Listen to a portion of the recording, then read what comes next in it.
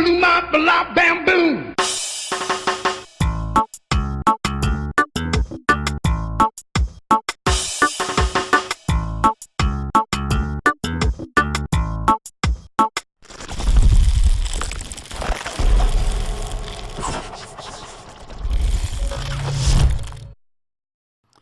Salutations and felicitations, everybody. Welcome back to Reason, Deism, and God, our discussion on the Declaration of Sinlessness and the 11 reasonable reasons for that Declaration of Sinlessness.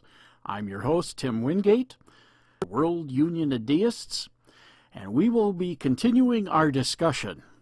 Last time we were talking about the possibility of and the issue of astrotheology, where the aliens maybe came. We'll join our discussion now. Where it's, it's the aliens came and they're the ancient gods and the mythology. That may be true. I mean, I'm a big fan of Joseph Campbell and his concepts of mythology and how things developed, and then how over time we consistently have these mythological characters and the roles that they play, and these things are repeated throughout history. I mean, we can just go back, 3,000-4,000 years to ancient Greece and look at the stories that they developed. Look at the plays that were written, and we're still dealing with morality plays, good versus evil, comedy versus tragedy.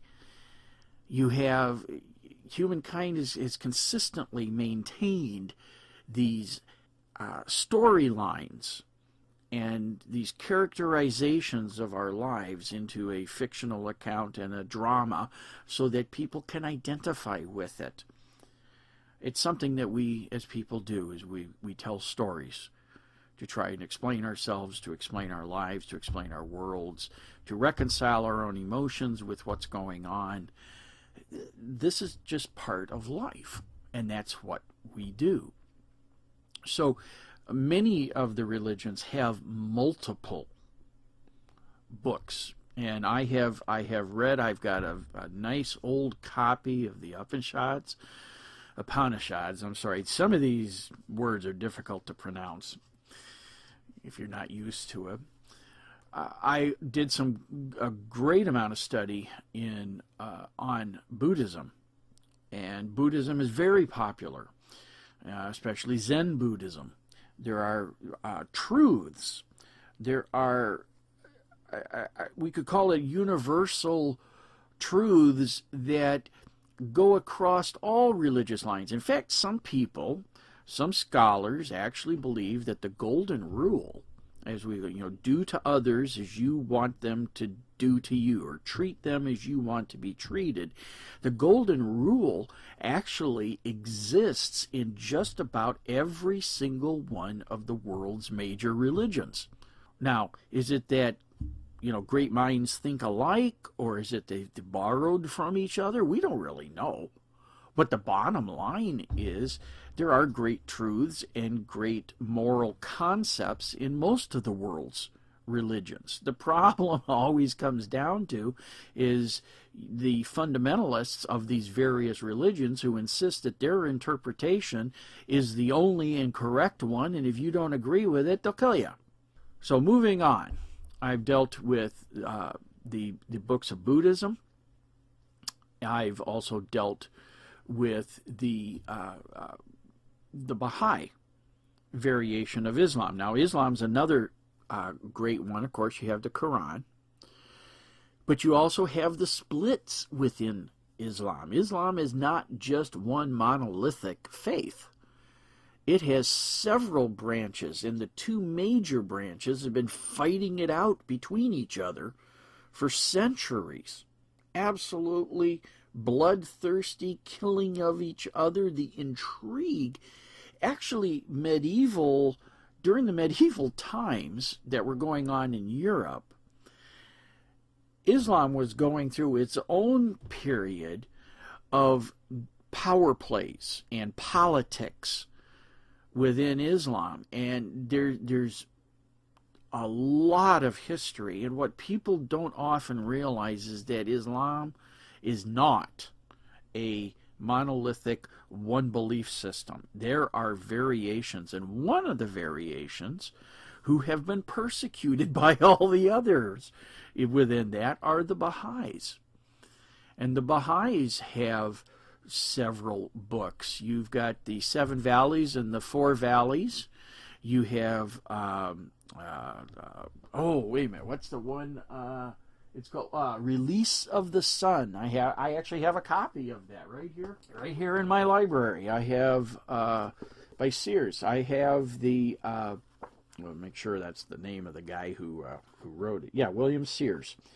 He wrote this from South Africa in September of 1957. Copyright 1960. Printed by the Baha'is. I actually have a copy of this book. Wonderful stories. A lot of people like the writings of Khalil Gibran. He's quite a poet, if you will. So you have parts of Islam that are very attractive to people, and there's a lot of great material out there to read and learn. And if you look at this as people's expression, attempted expressions of a moral code that they can live by. Well, let's move on. Okay, we've taken care of Islam. There's Buddhism, Christianity. I dealt with Hinduism, and once again, Hinduism is huge because there's a lot to read, a lot of material, and that. I mentioned the Quran. There's also the Hadiths. Those are a very important part. It's the sayings of Muhammad and his followers. You have let's see here, off of Hinduism. I already talked about some of the branches, the branch offs. So of course you got the Sunnis, the Shiites. You've got the Baha'is. You've got the Wahhabis within Islam. You've got various, and they've all got their holy writings, their texts. I haven't read all of them, but I've read a lot of them to try and determine what are they saying, what are they trying to promote, where are they going with all this. You also have a branch, a shoot off, if you will, of Hinduism, and it's called Jainism. And they have a group of writings, I think they're called the Agamas. They're based on the Tirthankara, and it's related to a body of doctrines that came through what they believe are their authoritative teachers. That's Jainism. You have the Tanakh and the Talmud within Judaism. The Tanakh is a collection of Jewish texts, and some of it actually served for the Old Testament in the Christian Bible. You have the Talmud, which is basically what you call the tradition of the elders. And there's been a lot of criticism of those. When you really study and get into some of the teachings in the Talmud, you realize how, self-centered, narcissistic, psychopathic some of the teachings can be. I had a guy, a good acquaintance up in the Minneapolis, St. Paul area who was a Shinto priest, and I remember talking with him quite a bit about Shintoism. This is technically, I guess, the national belief of Japan. And they have a holy book. I'm trying to remember how to pronounce it. I'm looking at it. It's Kojiki, I think. Kojiki. That is their holy book. I have not read it specifically, but I have read sections of it. It wasn't even available in the West until 1882, because it was always in Japanese, and eventually it got translated. But I've looked at Shintoism. Basically, I'm going to overgeneralize. Shintoism is a form of ancestor veneration. Okay, and that's a very common belief system within world religions around the globe, is ancestor veneration. Now, where that comes from and why that is, I don't know, but that's something a lot of people do. I want to go back just a step here on Hinduism. You also have Sikhism, the Sikhs. Those are the ones that wear the turbans. Most people don't, many people confuse them with Muslims, and they're not Muslim. The only thing they have in common with Islam is that they're monotheists.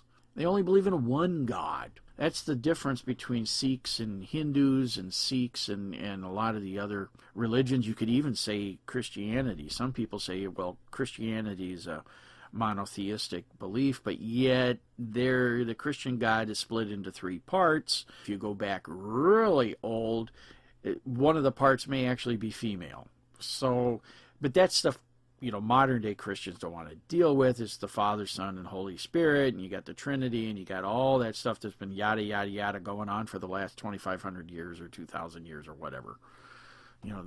Whenever the Jesus Wars ended, or what? Jesus Wars ended, and the Orthodoxy more or less took over what is called Orthodoxy today. But we've talked about that other times. But you have the sacred text in Sikhism that they had several gurus within Sikhism, and you have kind of a blend of things, but the basic thing is that Sikhs, the men, don't cut their hair. That's why they wear the turbans. The head's supposed to be covered. They have long hair, and they're supposed to carry a knife. And that, unfortunately, has caused some problems.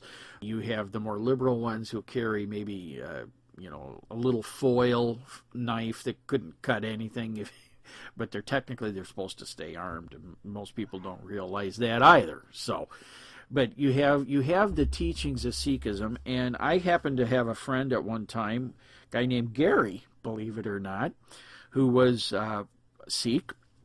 He ran a little convenience store, not to be stereotypical here, but he ran a convenience store, and he was a really, really nice guy, and he had a copy machine there, and this was back, many years ago, before I had a scanner and an ability to do easy copies. I used to run over there and use his copy machine all the time, and he and I got into discussing religion, and I wanted to know about Sikhism. And Gary invited me to the Sikh temple there in the Chicago suburb area, and I found it very, very interesting, and they were very nice, very friendly, very accepting and open, and I really, truly appreciated that time with them.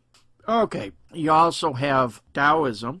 You got the Tao Te Ching in Taoism. You have, this is a wonderful text, some great wisdom and ways of looking at life. It is the classic, I would say. The Tao Te Ching is the classic Chinese text, and it was supposedly written by a sage, Lao Tzu, sometimes people say, Lao Tse. So I've heard a lot of different pronunciations. Sometimes it's called, you can get a book of the sayings called the I Ching. So, but it's basically the Tao Te Ching is the fundamental text of both the philosophy and religion of Taoism, or Taoism, depending how you want to say the T, Tao or Tao. And it's very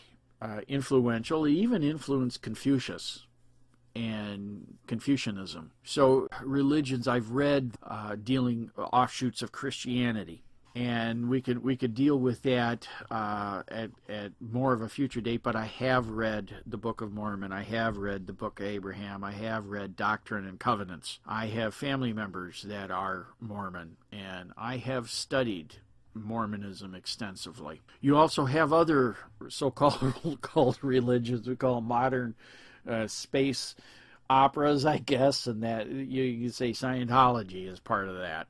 That's another one of those religions that have influenced society, not necessarily for good. Jehovah's Witnesses, oh boy, they're in the news again, aren't they? Gee, Marie's. You know, it's come out that there's been a lot of sexual child abuse within the Jehovah's Witnesses now. Now, we know that these things have occurred within offshoots of Mormonism. We know white slavery is predominant in offshoots of Islam. We know that pedophilia is rampant within Roman Catholicism and within Protestant evangelicalism. Every single one of these religions have got their stuff. Well, this is the end of part 2. Next time, in part 3, we'll finish up our discussion of the sacred texts and the revelators. Thanks for watching. Stick around for some offers on the Declaration of Sinlessness. This is Tim Wingate for the World Union of Deists and the Declaration of Sinlessness. Visit us on the web and Facebook.